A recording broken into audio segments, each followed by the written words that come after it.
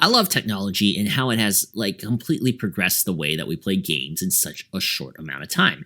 It happened so quickly that within the span of 10 years or so, games that would require you to be locked in to a room like this, to a big piece of machinery, like those consoles that we all remember, can now be played on a gadget the size of your hand. Literally, look at this. This is the size of my hand. I've owned dozens of these handheld retro consoles over the years, and I can easily see the advancements in basically what emulators can run on these newer chipsets.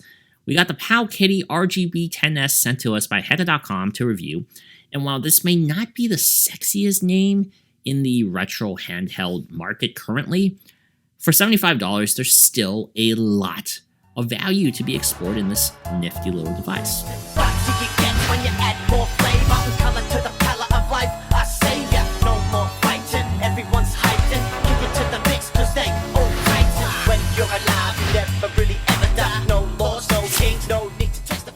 Today's video is made possible by Hekka. While they sent us a unit of the RGB10S to review, free of charge I may add, they will not be watching this video prior to publishing. Everything I discuss in terms of this review is strictly my thoughts and my own opinions on the product. Hekka.com is a relatively new e-commerce store based out of Singapore that is officially licensed to sell a lot of electronics from overseas, like from Xiaomi and from Realme. With all the manufacturing and distribution problems occurring around the world, it's nice to have a reliable e-commerce site like Hekka that safely and reliably gets those interesting gadgets from overseas here to the US. If you'd like to try out Hekka.com or the Hekka Mall for yourself, the link to their website is in the description below. Thank you, Hekka, once again for sending us this product. Now, moving on to the review of this device. Rockchip processor-powered retro handhelds aren't too uncommon in the market. There's a lot of devices that run Rockchip processors. It's an affordable combination that has a proven track record. And the Powkiddy RGB10S uses that 1.5 gigahertz RK3326 chip, the 3326 chip. So it's one of the budget chips that pushes performance to be able to handle around, I would say 64-bit games. We'll get into specifics about performances in a bit, but for 8-bit and 16-bit games, this processor is more than enough to have an enjoyable experience. When you boot up this console, the first thing you see, you're greeted with an Emulator. I think that's what it's called. I've never really understood if it's an acronym or if it's an actual name. It's EMUELEC. It's Emulator. It's pretty popular. It's a theme that mimics the menu of the Nintendo Switch. That was the default one that I had on this one. There's a default of 8 themes out of the box you can toggle between, and also out of the box, the RGB10S comes with 2 emulator front ends, RetroArch and Emulation Station. I'm more accustomed to using RetroArch, but both are highly popular front ends that work well on these types of consoles. I've used both of them many times on these things. Once you've enabled the Wi-Fi connection, you can actually just download new themes directly from the device without hooking it up to your computer, so that's kind of nice. I do have to admit that while I usually find it unnecessary to include Wi-Fi connection on these retro handhelds a lot of the times, I have slightly changed my mind after experiencing the conveniences of customization of the UI through the Wi-Fi. That's something I do miss when I swap it over and play on consoles like this, the Miu Mini, which doesn't have Wi-Fi connection. So Wi-Fi for gaming on these things, I don't find it useful, but Wi-Fi for customization and downloading things, I do find it actually beneficial to have Wi-Fi. When it comes to the hardware, there's a lot of things going on here. Out of all of the comparable devices I own, this one has the most buttons and ports built into the body. It's almost jarring at first to get an understanding of what does what. Let's start with the overhead of the traditional R1, R2, L1, and L2 shoulder triggers. Like most of these consoles, the front shoulder triggers are stiffer and have less travel than the bigger ones. If we're accounting for the size ratio of the unit, the R1 and the L1 are actually kind of narrow, and actually more narrow than other devices that I've used before. It's not the most annoying or difficult to play with this, but if you're playing a game that presses those buttons often, those triggers often, it does get tiring on your fingers to target those specifically like that.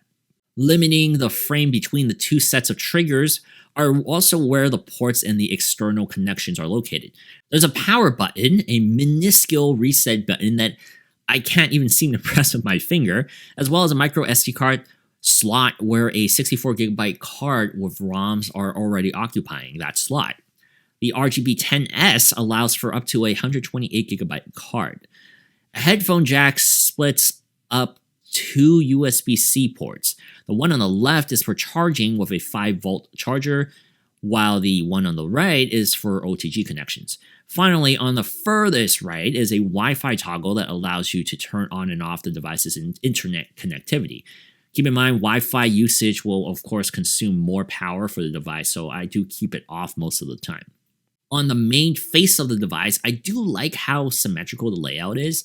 There are like 2 sets of keys flanking the 3.5-inch IPS display that supposedly needs to be used as a start and select on some emulators. Like, I don't fully understand this, because there actually is a dedicated select and start button located on the bottom of the device or lower end of the face. So I don't fully understand that at all.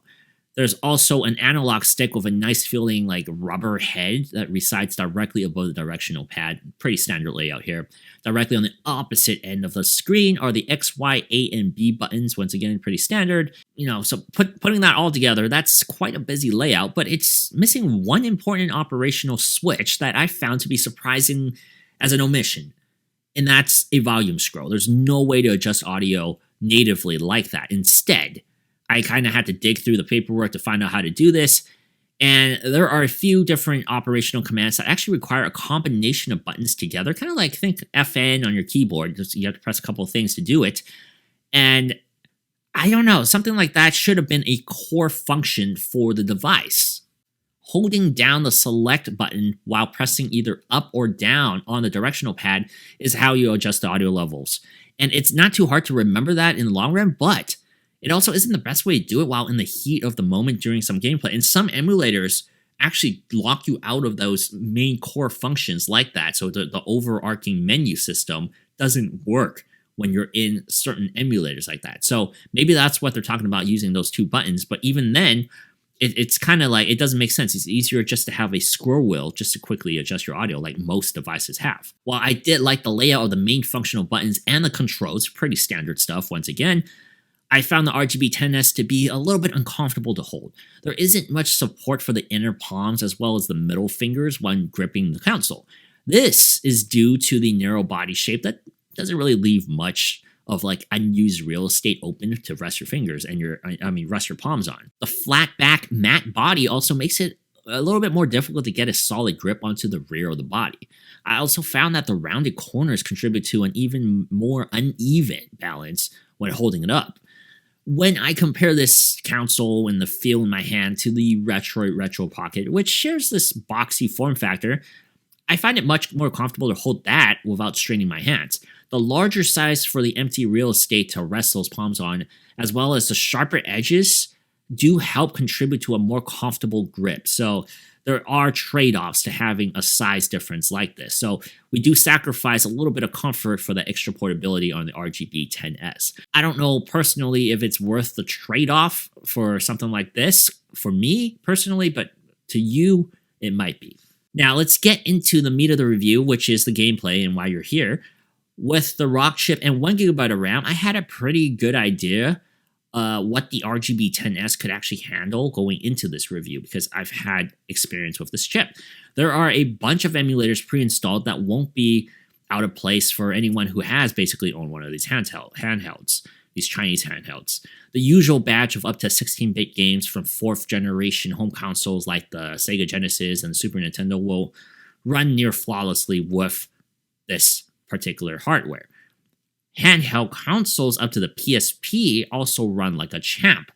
That means things like the Game Boy, Game Boy Color, Game Boy Advance, Neo Geo, they play just as well as the real thing. Like, where things get a little muddy revolves around when we hit like 32-bit gaming and higher, and for the most part, N64 games play reasonably at a decent frame rate. Like, Batman Beyond Return of the Joker is a very underrated game for the N64 in that generation of console gaming, and I was excited to play it on here, and it does play at a pretty consistent FPS count with only like minor hiccups during big explosions, and I would consider it definitely playable. Now, the Dreamcast was a bit more of like a difficult assessment here, because while certain games were, I would consider okay that you can kind of play, a game like Dead or Alive 2, even with tinkered settings, with tinkering everything you can, it would still be a little difficult to consider this playable because the FPS count was just way too low and frames just keep dropping during pivotal times. Now, something like, these games were pre-installed on here that I'm talking about, that they want you to showcase. Legacy of Kain Soul Reaver was a little better, actually, because there are plenty of like flame drops throughout the session, but I would even consider this somewhat playable. The frame rates were in their 20s for most of the time, most parts, and for a Dreamcast game, that's actually okay. So, like Dead or Alive 2, I would say is unplayable, but a game like Legacy of Kain Soul Reaver, I would actually say you could somewhat, if you've never played the game before, you can kind of get into it and enjoy it. PS1, however, fared a fair amount better than its legacy competition back then. A game like Crash Team Racing constantly supplied me with a steady high FPS count. It was as smooth as I could have hoped for, and same thing with Tekken 3 and Tony Hawk Pro Skater. They also ran basically nearly perfectly on the Powkiddy, which I was kind of surprised, actually. I think that's a really good idea of how you're pushing the limits of what this hardware can actually hit. Like a good measuring stick would be something like Final Fantasy Dissidia and also like Dynasty Warriors Strike Force. They play surprisingly well. If you know anything about Dynasty Warrior, you know the whole screen is populated with people that you're supposed to kill. And that game is known for just like frame rate issues with a bunch of people. And like, it worked pretty well. And I think it's a good benchmark for what kind of PSP games you can expect to work here on the Powkiddy. You see, I see the RGB10S as a great retro handheld to relive some of my favorite pre-5th generation consoles. Because as someone who grew up in the 90s, I do have a lot of fond memories of the Game Boy and the Sega Genesis. Those were my first two consoles as a kid. And they are what really brought me into the world of gaming and got me hooked. And there's a lot of nostalgic games there that I do like to relive that I don't want to spend too much time with. So having a handheld that you can pull on and start playing it and putting it down at any time has a lot of benefits for someone like me. That on the basis alone, however, doesn't make the Powkiddy RGB10S like a top consideration because there's just so much in the market. The difficulty lies in basically the competition that populates the current market. There's so many good things coming out at really affordable price points. And it's making it a little like more cloudy and muddy for you to just say this is a no-brainer. 5 years ago even, this would be a no-brainer. This is a really good device 5 years ago. Right now, it's a good device still, but there's a lot of competition value-wise that might give you better performance. For example, you can pay about $20 more and get a much better viewing experience on the Miyoo Mini, which I just showcased, and I'm going to have my review. I've had that for like half a year now. Yeah, probably half a year. I procrastinated on my review on that. And while the display isn't bad on any means, by any means on the RGB10S, especially when you look at older devices, the 480 by 230p screen doesn't get too bright at all at full brightness. The panel that Powkiddy decided to use here does have a little bit of a budget feel to it because I do find the colors to be a little dull and overall the viewing angles to be a little subpar compared to some of the other things I've used. Once again, it certainly is playable and you can enjoy the portability that the Powkiddy here provides, but when you put it to the scope in the realm of the retro handheld market, I do feel there are some devices out there that offer and utilize more traits that I personally want. On the bright side, figuratively, the combination of the parts used to make the RGB10S seem to work well together in the battery life department. There's a 3000 milliamp hour battery that the RGB10S supposedly can give you 8 hours of playtime. Real world use is a little bit lower than that number, but within that range, as I was seeing like 5 to 6 hours of actual game time. But that also depends on the type of power consumption drawing from the Powkiddy, and that means like the emulators and whether your Wi-Fi is on and that. I do like that it also charges via USB-C like most modern retro handhelds, as it basically allows us just to carry one universal cable for everything while traveling. I can also use a portable battery pack when traveling to keep it juiced up. So the Powkiddy RGB10S does have some quality values for buyers out there. It's a candy bar form factor that fills that segment of size somewhere between like a Game Boy Advance and also like a Game Boy Advance Micro. It's a compact size even by retro handheld standards. If you're strictly looking to play like 16-bit games flawlessly in a compact design that could fit in your pocket, then I would say that this RGB10S does have potential to claim a spot in your pocket. However, if you're looking to play stuff from like Dreamcast and higher, like the PS1, N64, even Dolphin stuff, then you definitely want to look elsewhere, because I do find going over $150 threshold often gives you a device with more room to grow and more options for those gaming libraries that are expanding. The segment that also seems to have more comfortable layouts and gripping based on designs like from Ambernick and also Powkiddy's other designs, usually around that $150 to $200 range. So it's not that much more than what this is selling for, about like $70. So there's a lot of competition now in this market space, and I'm totally all for it, because this decade is really shaping out to be a 90s gamers paradise. Once again, I'm Alex from the Sypnotix. Thank you guys so much for watching this video. Let me know what you guys think of this Powkiddy RGB10S. We have a bunch of other ones that have been in my closet, and I should be pulling out to review, which I will. I promise I'll do all my backlog stuff that you guys have been asking.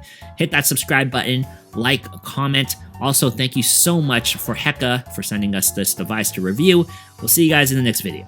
So the other day, I was on a Zoom call at work, and I just dropped everything I was saying, and I told them, subscribe.